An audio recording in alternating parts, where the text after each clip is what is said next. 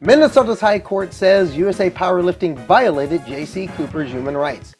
Lia Thomas was seen for an award and heard in a rare interview talking about being banned from competitive swimming.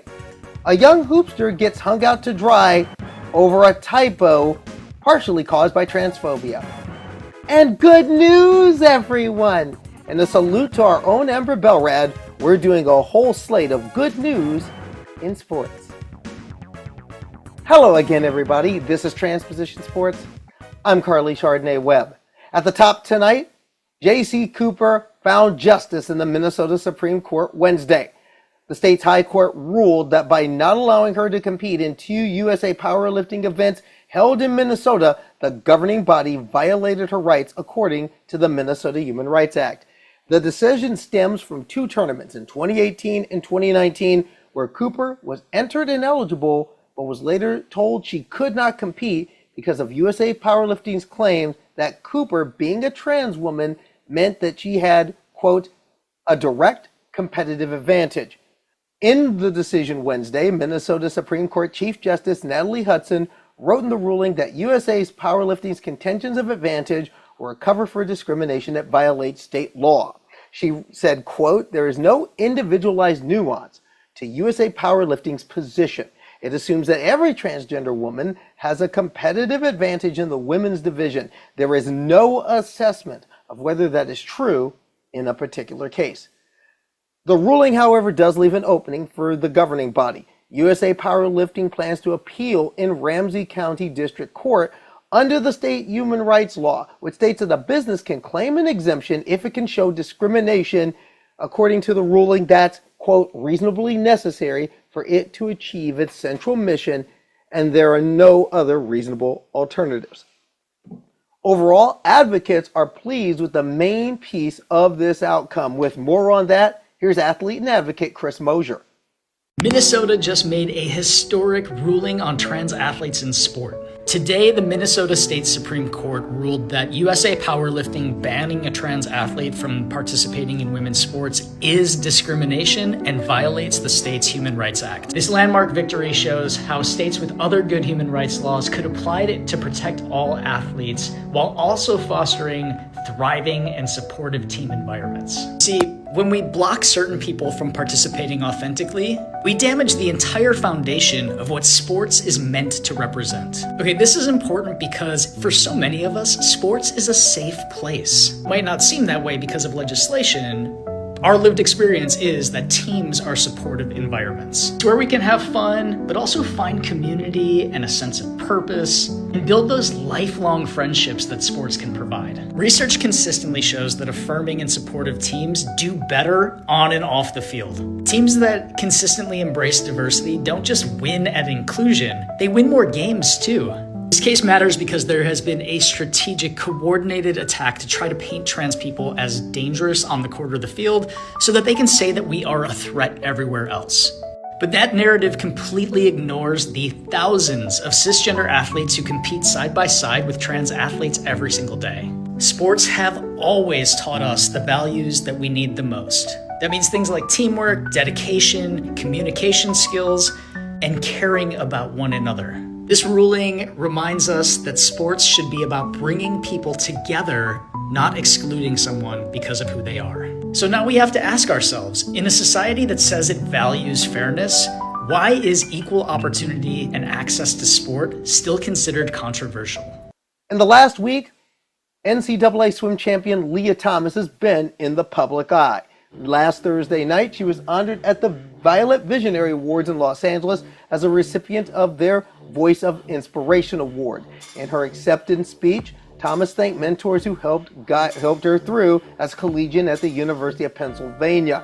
She said, quote, it makes me very emotional because I remember all too well, not that long ago, being 18 and just realizing that I'm trans.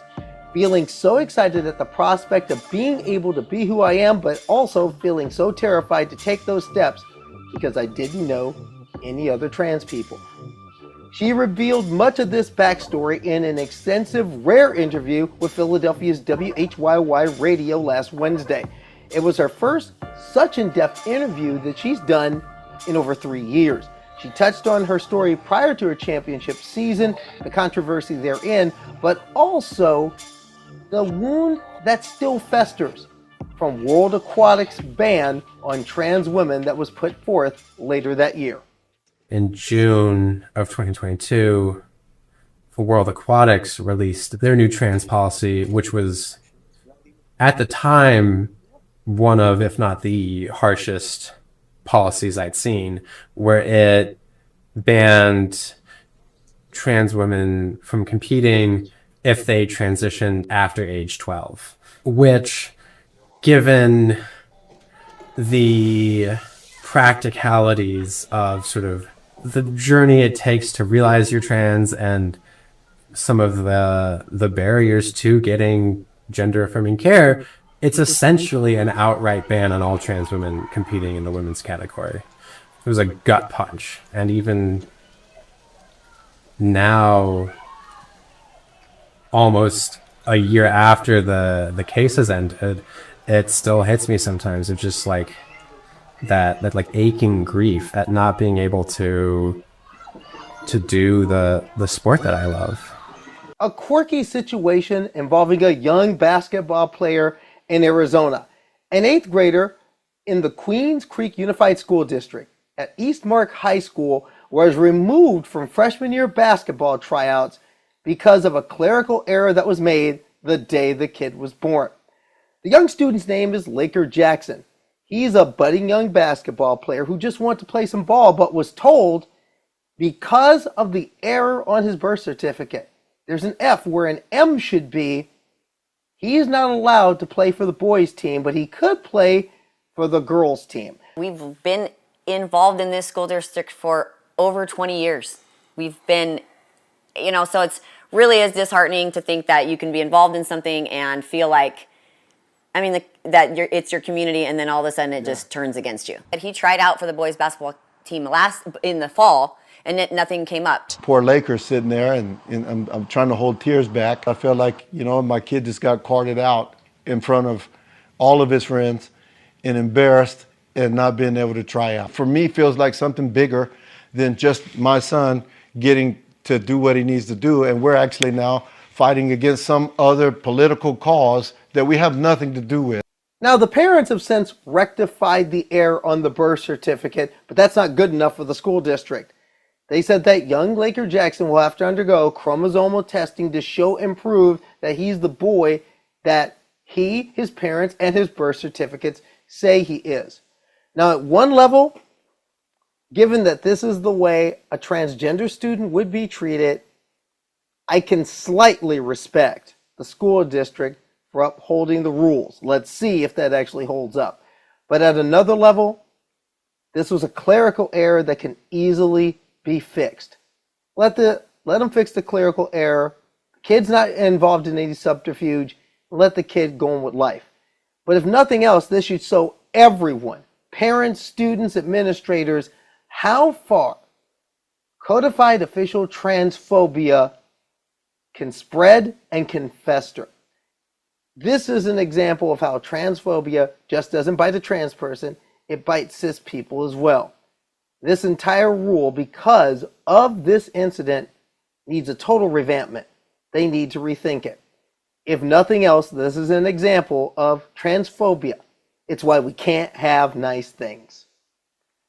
Turning attention to South America. 3 weeks ago, the Constitutional Court of Colombia ruled that a trans woman who was thrown out of a volleyball league just for being who she is had her rights violated. The woman's name, Emiliana Castellano Jaramillo.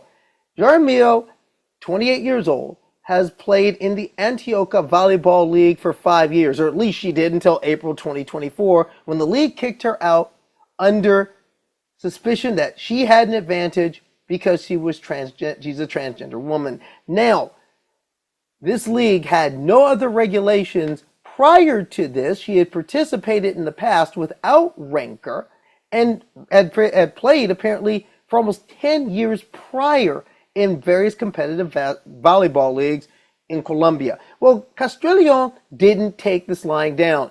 She took the league to court, and as we reported, she won in court. And in a radio interview earlier this week, she had a lot to say about what she's been through and what happens next. No, no, ningún momento me dijeron como, hey, Emiliana, mira, cambiaron el reglamento, ya no puedes jugar, ya tienes que mirar la forma de jugar. O sea, como que te excluyen totalmente de tu categoría. Bueno, la gente dice mucho, pero es que ¿por qué no sale una categoría con las personas de mi género? No, es algo, no es imposible, pero es algo que se ve años luz. A nivel mundial hay cantidad de casos como el mío, solo que en Colombia es muy poco reducido y como te digo, es algo nuevo. Pero nunca tuve un diálogo con la Liga de Antioquia antes pues como de cambiar el reglamento.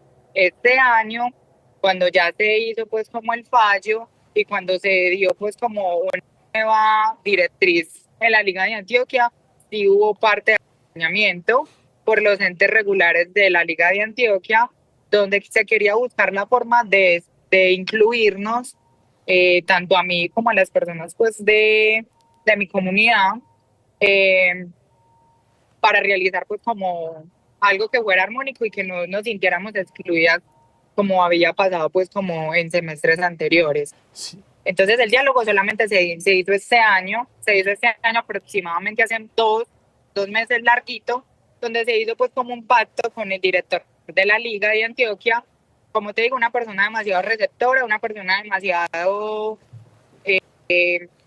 consciente de las situaciones que nos ha tocado vivir tanto a mí como a mis pocas compañeras que conozco que también llevan un proceso. Y no, la verdad me siento muy feliz, me siento muy acompañada por las personas que se han tomado el tiempo y la investigación de un tema, porque eso es un tema de muchas cosas. Emiliana, en este proceso, ¿cuándo y cómo sintió la discriminación? No, en el momento, yo siempre he estado expuesta a comentarios de las personas, en juegos universitarios, en juegos departamentales, en juegos regionales, en cuanto torneo relámpago se haga, pero lo sentí cuando entré a la universidad y como ya estaba jugando con un equipo, como te lo digo, de alto rendimiento, sentí que como que no, hay que buscar la manera como de que el poli, de que el Jaime de Cádiz, no le dé la cabida a esta jugadora y que me dijeran, no, es que tú no puedes jugar, tú no puedes estar en cancha, puede pasar esto. De todas formas, en este momento hay muchos torneos que todavía lo hacen y muchos torneos se pegaron de ese tipo de reglamento. Por ejemplo, los Juegos por la Paz en San Carlos, Antioquia, implementan todavía esa reglamentación excluyendo a las mujeres trans. Hay torneos en el municipio de Itagüí, que es un municipio tan abierto a la comunidad LGTB y todavía hay personas que utilizan ese reglamento excluyendo a las mujeres trans para que nosotras no participemos. Entonces, eso implicó a que a nivel nacional y a nivel departamental se siguiera la discriminación y tuvieran pues como, mira, es que si la liga lo sacó, nosotros también vamos a sacar ese reglamento. Y al saber el fallo, de saber de cuánto torneo que se ha avalado por la Liga de Antioquia o por la Federación Colombiana de Voleibol, tiene que saber que en este momento estamos en un siglo XXI, que hay personas trans que aman el deporte, que somos disciplinadas, que lo hacemos con alto rendimiento, que buscamos el refugio de muchas cosas en el deporte, como lo hago yo. Sí. ¿En cuánto tiempo? ¿Usted duró un año entonces sin competir, Emiliana? No, duré 2 meses. Duré 2 meses, un mes y medio, como 4 fechas de la Liga de Antioquia que no pude competir el torneo de la Liga de Antioquia. Pero yo seguía jugando en mi municipio, en Amagá, y yo seguía jugando el regional de Universitarios Azul, que resalto mucho la organización de este torneo porque no busca el lucro de discriminar absolutamente a nadie. Y no solamente la parte de identidad de género, raza, color, socioeconómico, todo ese tipo de situaciones no debería ser un ítem para excluir a una persona de realizar un deporte, porque sabemos que el deporte es vida. El deporte es vida, el deporte hace que nosotros como personas, como estudiantes, como trabajadores y como personas de esta identidad nos formemos y nos volvamos unas personas disciplinadas, responsables. El deporte no debe hacerle daño y como como el deporte crece y como el deporte forma, no debería haber exclusión en absolutamente casos. Turning to America's other favorite contact sport, politics. You know, when it comes to throwing trans people under the bus, you can always count on who else? The Republicans. Transphobia for a stronger America. But Democrats are showing they're pretty good at it too. Whether it's Gavin Newsom or it's Massachusetts Representative Seth Moulton, who's had some rather transphobic things to say in this last year. Now, Moulton has his eye on the U.S. Senate seat of incumbent Edward Markey. He's looking to primary the Democratic incumbent senator next year. Well, if last week's No King's March in Boston was any indication, Representative Moulton has quite an uphill climb. In vigorous defense of our shared values and principles, Congressman Seth Moulton.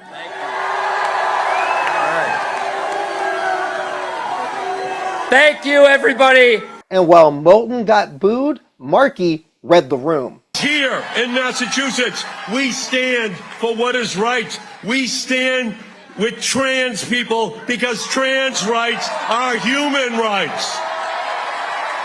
But that's not even the worst example. Consider this week's edition of the War Room podcast. Two old Democratic campaign warhorses, Al Hunt and James Carville, had some rather interesting things to say.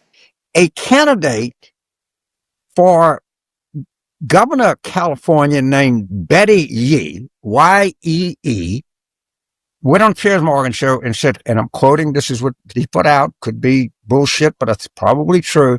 I think transgender female athletes are women athletes and they should be able to compete. California governor runner Betty Yee says she would like to see a gender-neutral Olympics take place in Los Angeles. What bullshit? Okay, and I want to take this, Betty Yee, from the standpoint of somebody that has daughters and somebody that my daughters were never particularly athletic, but I have a lot of friends that have daughters that play soccer, play volleyball, run track, play softball. You know what their parents don't want them doing is competing with males. So let's do this little experiment. Let's take the last Olympics. Let's take the 2020 last Olympics we had and take the winning female time or distance or whatever you can measure objectively and see where they would have finished if they were competing against males. Because what you're doing, you understand what you're doing, to try to some kind of cheap political point with a bunch of left-wing zombies is you're ruining the women that work their asses off, that compete. And by the way, there's been an explosion in interest in women's sports. And I give a good amount of credit to Coach Kim Mulkey, my dear friend, who's LSU women's basketball coach. And to Richard the last Nixon. thing they need to do is be competing against the Duke men's basketball team. This is asinine, asinine, asinine. Whew. James Carville, let me tell you, just when you think he can't get any more crotchety and behind the times, there he goes again. Clinton triangulation. James, it's so 1990s. When we return to Transposition Sports, in honor of Ember Bellrad, good news in sports. We have a lot of sports stories, positive, uplifting. That and more to come. This is Transposition Sports. I'm Carly Chardonnay Webb. Stay with us. Hey everybody, I'm Kirby the Cat, and I'm the highlight producer here at Transposition Sports because Transposition Sports, we show highlights, and we show yours. but a highlight producer needs highlights, and this is where you come in. If you're trans or non-binary and you're rocking in sports, I want to showcase you. If you're interested and like to know more, if you've been rocking it, the way you can send your video in, we got it in the comments. So please, make a cat happy. Send your highlights in, because if you don't, we'll have to show a lot of this person's highlights. Whoa, wait a minute. Just don't forget, Kirby, this person feeds you. So? Austin Killips, a 26-year-old hustler from Chicago. She has had a sensational year and broke through with her first UCI victory 3 weeks ago in Northampton, Massachusetts. Last year, she was 10th in these championships. This year, some say she's a threat to podium and at least is a dark horse chance of a national championship. 30 seconds, ladies. Watch the lights, watch the lights. We are green, we are go, and I'll throw it down.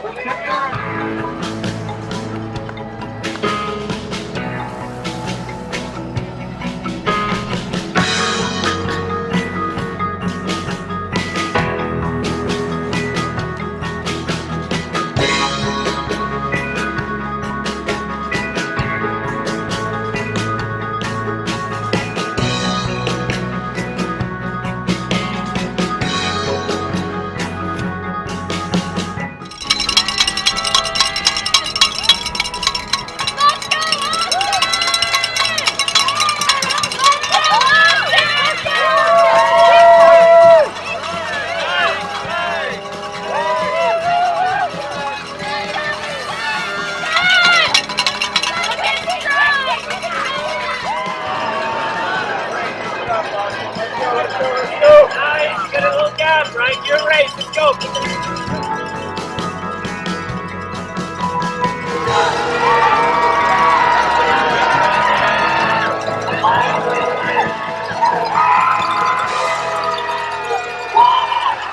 I came here wanting a good result. Yeah, I feel like I raced really hard, and I'm, proud to lay it out there and get the results I got. I care dearly about my competitors. I care about women's cycling, and just trying to grow the sport, be a positive influence. Calling to the podium, riding for Nice Bikes, Austin Killips.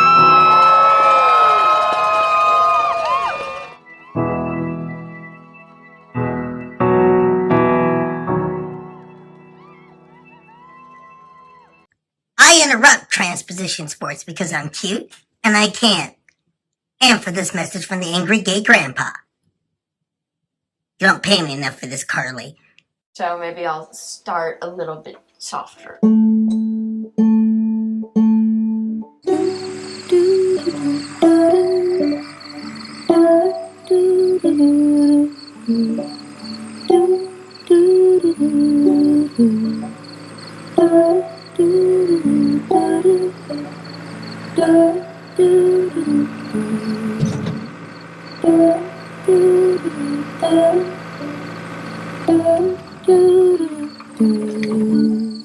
This little light of mine, I'm gonna let it shine. This little light of mine.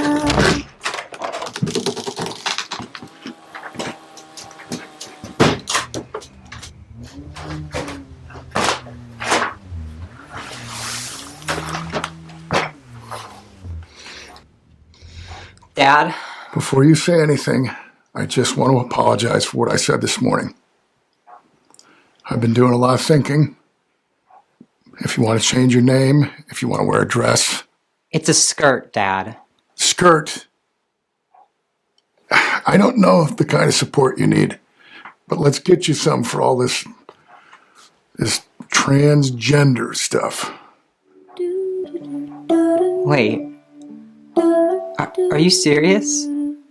Dad, what is this? Oh, this is me supporting you. This is me saying I love you. This is me not losing you.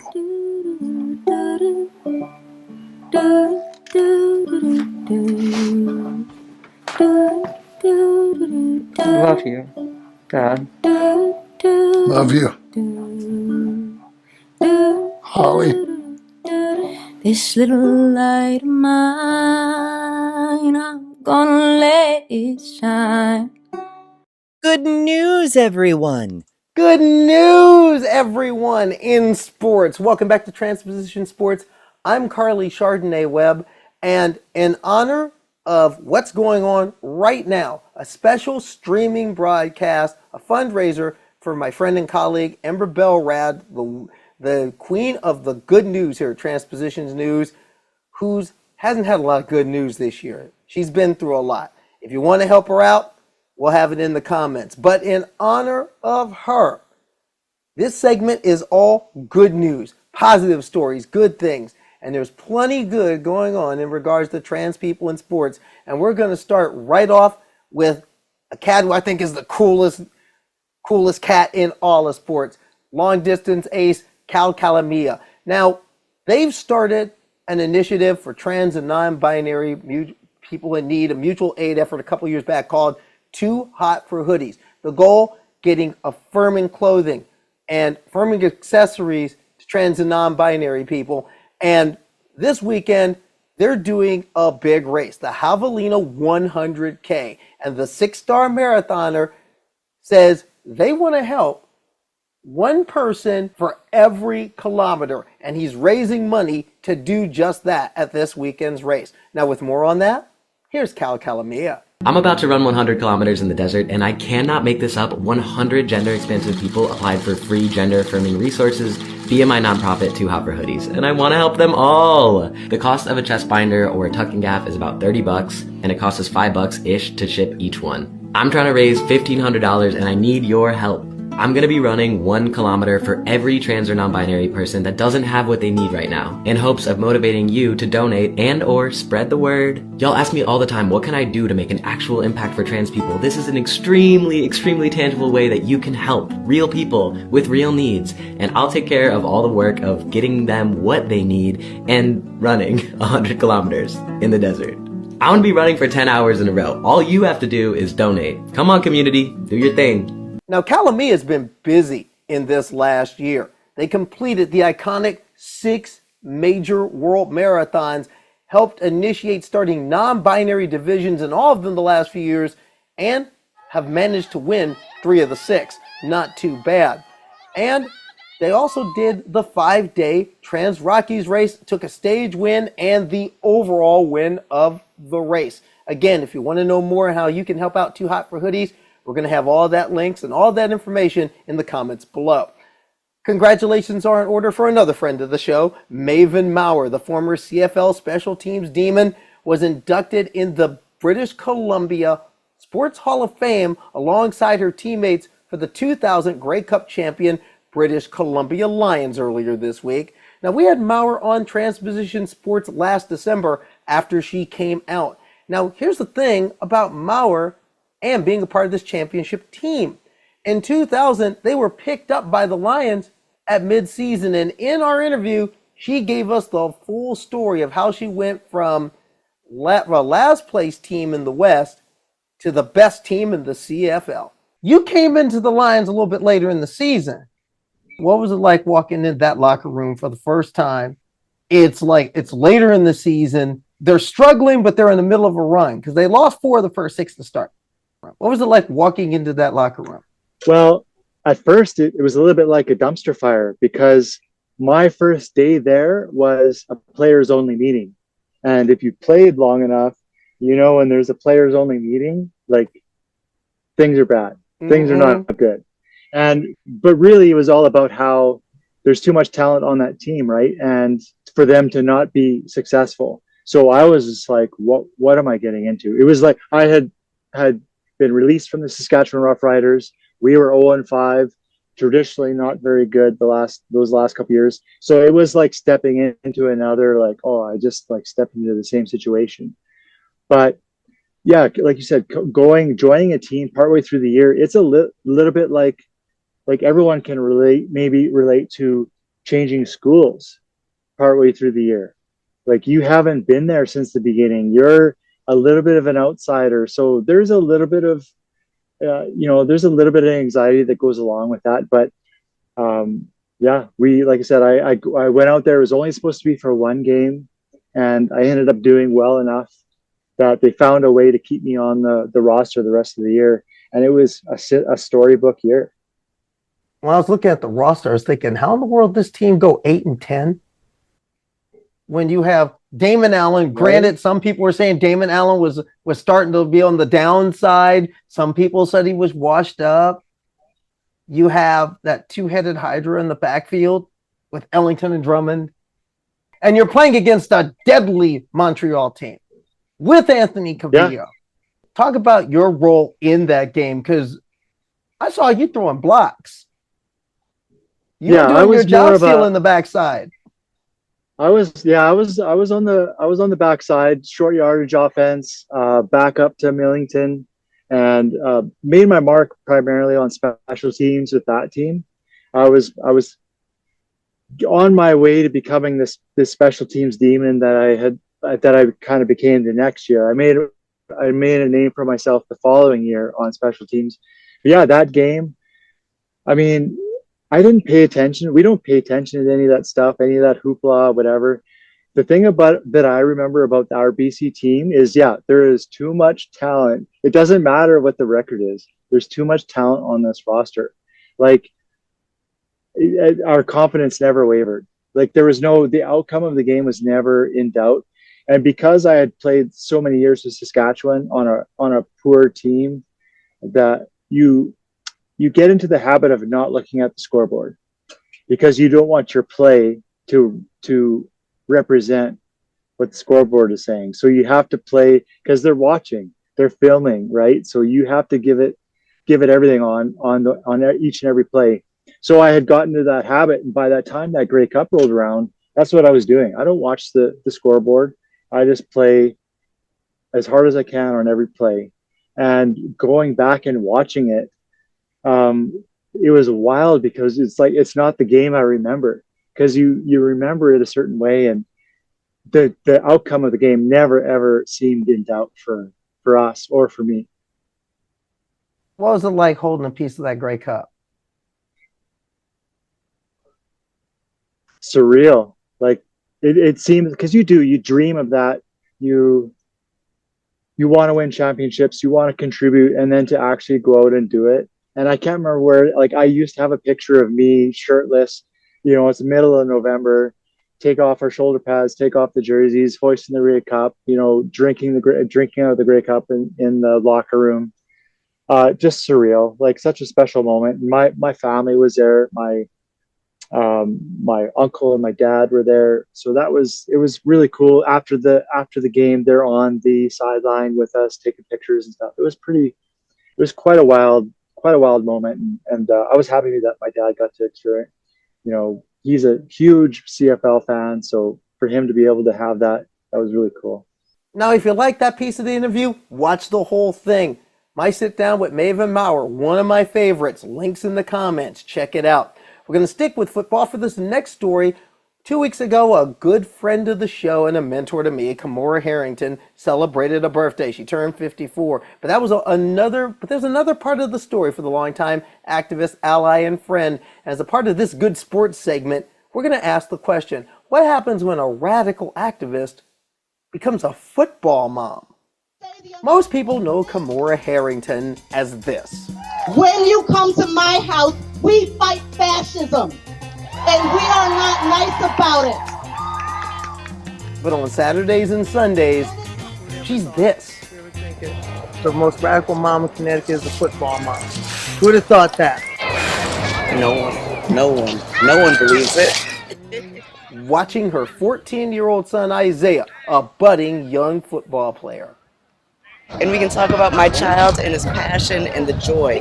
It just started. What has he done so far? What has he done so far to impress you? 2 catches. See? 2 catches. Yeah. See? Yeah. Mm-hmm.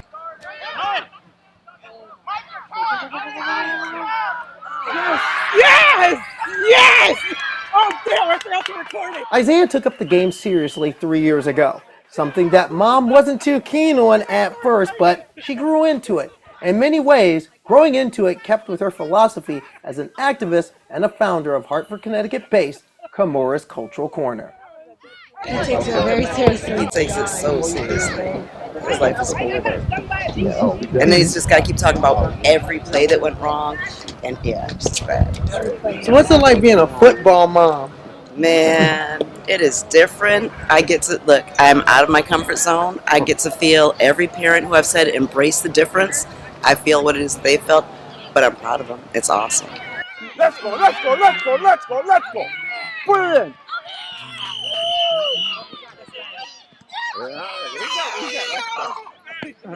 The game itself was a tough flag football matchup, and the opposing team led for most of it.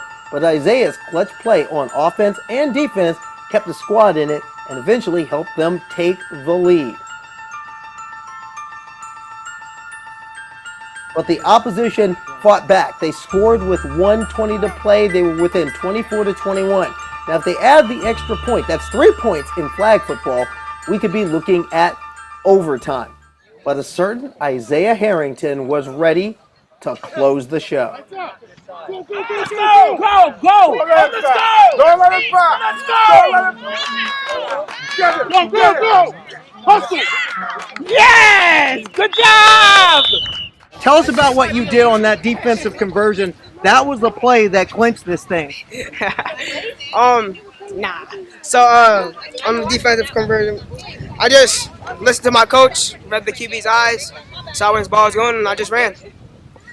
I just ran as fast as I could. As soon as I got to that edge, I ran.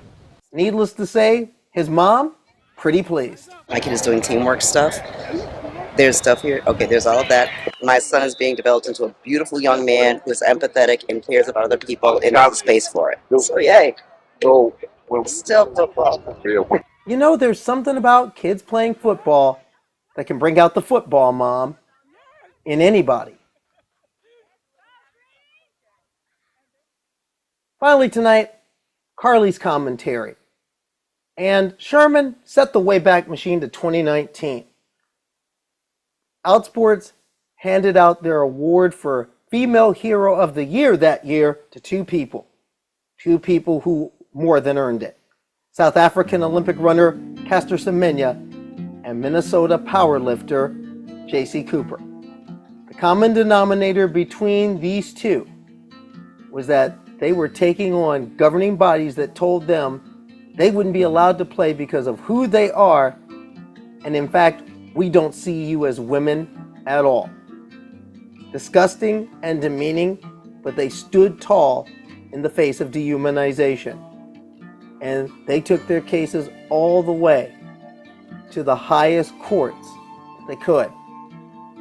Earlier this year, Caster Semenya won in the European Court of Human Rights. They stated that she was denied her right to a fair trial by the Swiss Supreme Court in 2020. However, the story is bittersweet for Semenya. In 6 years of fighting world athletics over their regulations regarding differences in sexual development, she wasn't allowed to run. She wasn't allowed to compete. She lost good years, prime years. And on October 3rd, she decided enough was enough. She announced publicly that she would pursue no further appeals on her case. She'll probably still speak out, but the fight will be left to others. A few weeks after Caster Semenya's declaration, Jaycee Cooper got the justice she had sought in the Minnesota Supreme Court, where they ruled that USA Powerlifting violated her rights under Minnesota state law, which did not allow her to compete in a USAPL event that was held in their state. This ruling should have precedence, and it's something that a lot of people in state legislatures and in a U.S. Supreme Court that's set to have arguments on these issues in the coming weeks should take a serious look at. The Minnesota Supreme Court put forth a serious legal ruling that transgender women are women, and if regulations allow them to compete, nothing should stop them from doing so. And the regulations should allow just that. The common denominator between these two is the courage they've shown all these years to stand in it, even when it got hard, even when it was difficult, even when it let the tears flow. I don't want anyone to experience what I and other trans athletes have and continue to experience. Having our basic human dignity questioned and opportunities denied because we are trans. We all benefit when sports are as inclusive as possible, when we organize around our shared humanity and collective empowerment. I believe in the power of sports to bring people together and build strong communities. Women should be able to participate and succeed at every level, including trans women.